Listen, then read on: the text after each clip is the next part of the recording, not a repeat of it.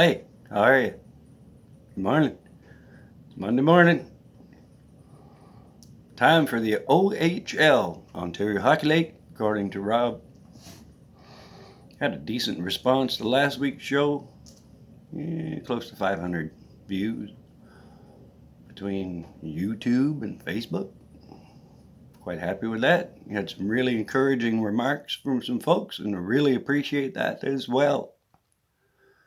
I like it. Thank you very much. Some people thought that maybe I sounded a little bit like a younger Mr. Leahy from the Trailer Park Boys.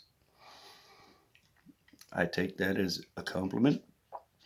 Jim Dunford was an amazing actor. Loved him, loved that show. God bless Jim. As always, Dawn is in the house. Now, for some of you folks that don't understand why Dawn is in the house, is because sometimes the show gets dirty and nothing gets the dirt out like Dawn. Can't argue that. That's true right there. So Dawn's around just to make sure in case things get dirty. You're going to clean it up. Clean me up. Talking about cleaning up, thought to myself after last week's show, if you are going to be talking about the Ontario Hockey League, this is what you need to be wearing. Look right. Look respectful, because you're respecting the league. You need to respect yourself. Put on a proper shirt and tie. Not going to tell you that I'm wearing pajamas on the bottom, because I am. Don't believe me? Look. That's right. Don't matter. It's from the waist up. But now I told you. It's my thing. It's my day off and I'm not wanting to get dressed yet. But I refuse to get rid of the hat. Not getting rid of the hat. The hat's going to stay. All right. I have to keep the hat. Now, here's the deal. If you want me to wear, I'm going to wear the hat regardless. But if anybody out there, any of the teams or fan clubs, whatever, you want me to wear a hat representing your team, you send me a hat. You send me a message, and I'll give you my address. You send me a hat, I will make sure that your team, whoever sends me the hat or shirt, now let's make it a hat. You send me a hat, I will wear the hat, and your team will be the featured team of the week on the OHL According, Rob. All right. Now, I said that I wanted to take a look at coaches in the OHL that have NHL experience. I'm going to save that for another time, because after this weekend's games, things got a little interesting, in my opinion, in the OHL. The finest league, junior hockey league in the world, in my estimation. A bit of a cold. I'll be all right, though. I'm good. So what I'm going to do is, time's getting on here. I've already wasted 3 minutes. Don't want to. Got my crack team of researchers prepared all of this for me. That's a lie. I just told a lie because I don't have a crack team of researchers. I'm my researcher. Just a one-man show. But I did print it off. Excuse me. I'm good. All right. Start with the Eastern Division. Ottawa 67s. Those boys are on fire. They are on fire. After 15 games, 12 wins, 3 losses, and a tie. They got one of the best goals against averages in the league. They've also scored 56 goals in those games. Those boys are playing real well. Not a surprise. Team sitting in second place in the East Division right now is the Peterborough Petes. Had an amazing start to the season. I think they were like 8-0. They won the first 8 games or something like that. Was that? I don't know.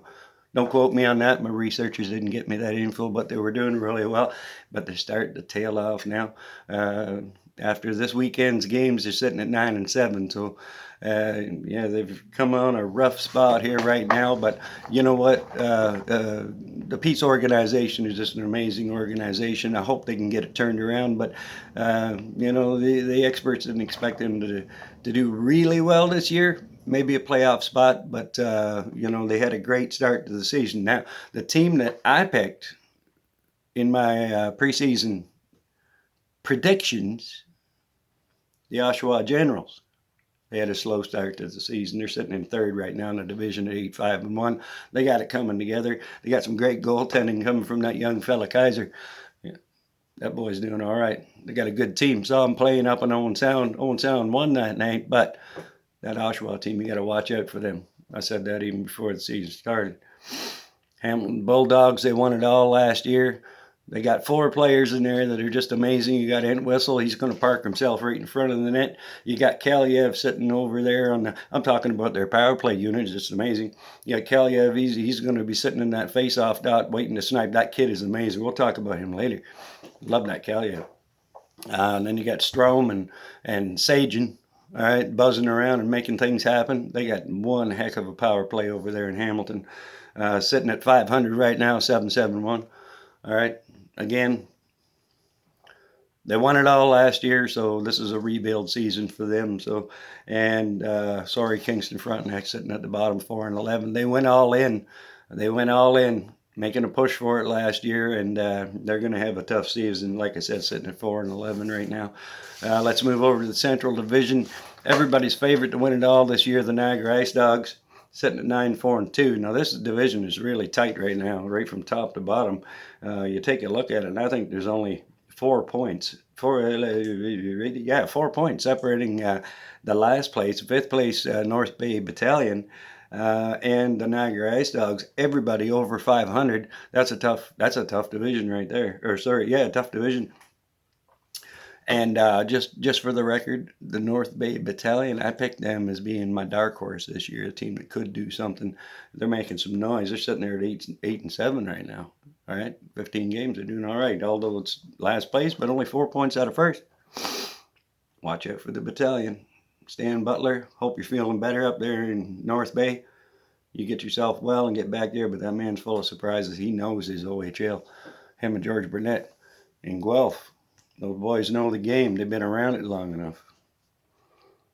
Speaking of the Guelph Storm, we're going to take a look now at the Midwest Division. The Guelph Storm expected to make some noise and do something this year, and they're sitting atop of the always tough Midwest Division, right? Midwest. Midwest Division. I don't do any more than one take unless I really mess up. That was a mistake. I apologize. Do I need to apologize? I'm human. I made a little mistake. I didn't mean to be disrespectful of you. Guelph Storm. Again, saw them play up in Old Sound. Talented crew. Standing by the entrance, doing interviews. I was the host on Attack Hockey that night in Old Sound, and George Burnett and his crew, his coaching staff were walking by me, and I took a second and shook George's hand and congratulating him on a great start to the season. And he said to me, he says, well, there's a long way to go, and he says a lot of hockey left, and we got a lot of work to do. So, absolutely. Early in the season, but just wanted to let them know that it's great to see the Guelph Storm getting the respect they deserve right there. They're 8-4-2 right now, 18 points. Owen Sound Attack, they got it coming around now. They got it coming around. They're 8-6. And a shootout loss to Hamilton back a little while ago, but had to cough, got a little cold. I'm not doing a retake. Need my halls. Owen Sound Attack. Got it coming together. Coach Todd Gill did a little bit of line juggling, made him look like a mastermind. Last time I was in Owen Sound, and that second unit, not taking anything away from the first unit, but the second unit consisting of Aiden Dudas, overager Kevin Hancock, and the third fella. I might have to do a retake because I can't remember the name of the third fellow that was on that line. Let me see. It might have been Susko. Susko was up in the top line. But anyway, that second line that he put together, those guys were on fire that night, creating havoc, putting points up on the board. They're doing really well.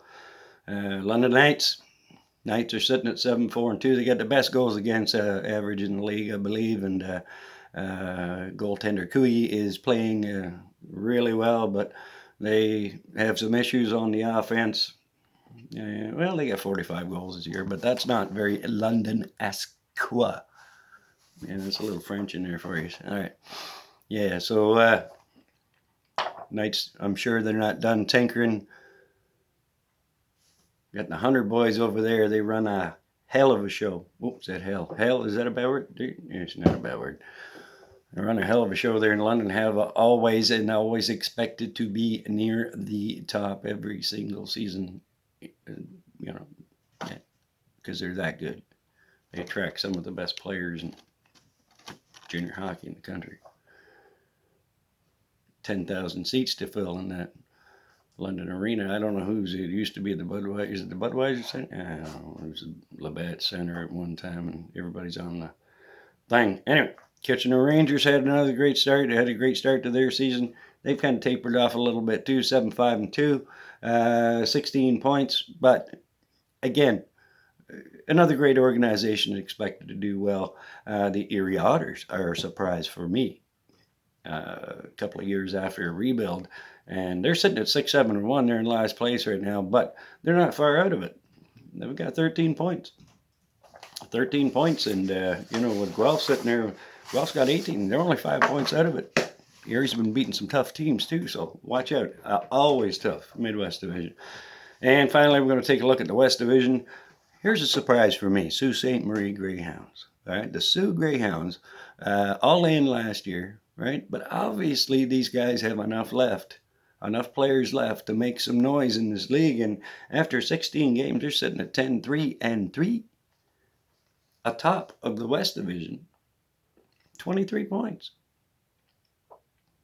All right, hats off to the Sioux, having a great start to their season. Now, the team that I figured was going to win the West, between Guelph and I thought Saginaw had a good chance. Saginaw sitting at 7-5-1. 16 points in that division right now. And we got Sarnia Sting, again, another team that went in there last year, but I saw them play once this year. They got a good squad down there, all right? They got maybe a little questionable in goaltending, all right? Little, iffy on defense, but they got a good-sized team, good quality team, 7-6-1, 15 points. Windsor Spitfires, those boys are full of surprises, aren't they, huh? Getting knocked out early in the playoffs there, and then they come back and win the Memorial Cup. All right, you can't take these boys lightly. They know exactly what's happening down there. They got DiPietro in goal, killing it as always.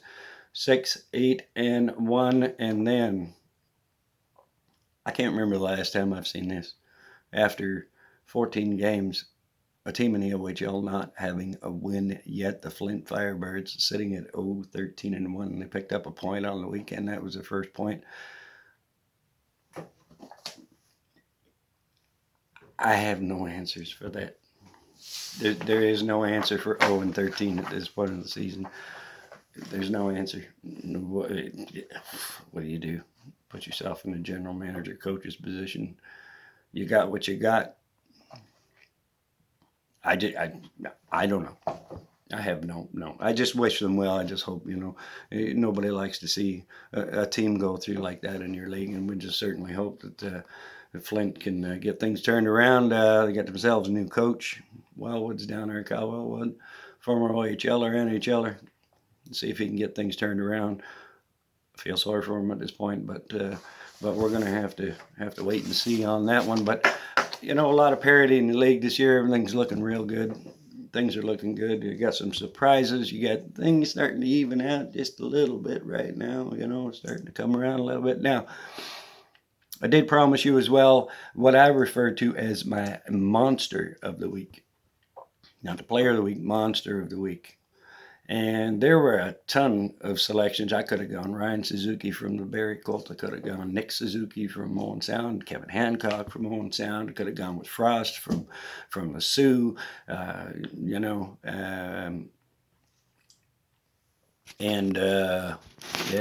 had a message come up. I'm going to tell you what happened. I taped this on my phone, and somebody has sent me a message on it. He's like, get out of there. Don't be messaging me when I'm talking. Becky. You're welcome. She thanked me for sharing a post for her today on Facebook, and I said, "You're welcome." That's what happened. See, I'm letting you in on what's going on right there. Where was I? Monster of the week. Ton of choices I could have made. Ton of players out there had great weeks, but I have to go with a young man from the North Bay Battalion. I already told you who he is right now, didn't I? Justin Brazo. This kid is having the season of his career in junior hockey. He is leading in offensive categories. He leads in goals, assists, points. Wait a minute, maybe not in assists. Anyway, but he's there. Kid's having a great season, and that's my monster of the week. North Bay Battalions. Brazo, you are the man for this week. All right. And again, as I said at the start of the show, I had to bring Don in once, but yeah, I don't get any sponsorship money or anything for this. Don, makers of Don. I'm giving you some shout outs here. That's because Don does a great job, gets the dirty out. But anyway, like I said, I will be wearing shirt and tie, but I refuse to lose the hat. I'm going to keep the hat. Any of the teams out there, fan clubs, anybody, if you want me to change this hat to the hat of your team, you send me a message and I will wear your team's hat on the show. They will be the featured team of the week and I will talk about your team. All right? Okay, so that's going to be it. I'm done. I'm going to see you next week. I sure hope everybody enjoyed this. It's a little bit long. I say, we're hitting up 17 minutes. That's a bit long. I got to shorten this stuff up a little bit. But anyway, thank you so much. God bless. Everybody have a great week. Halloween coming up on Wednesday. Be safe. Have a great time. Love y'all. And I'll see you next time on the OHL According to Rob.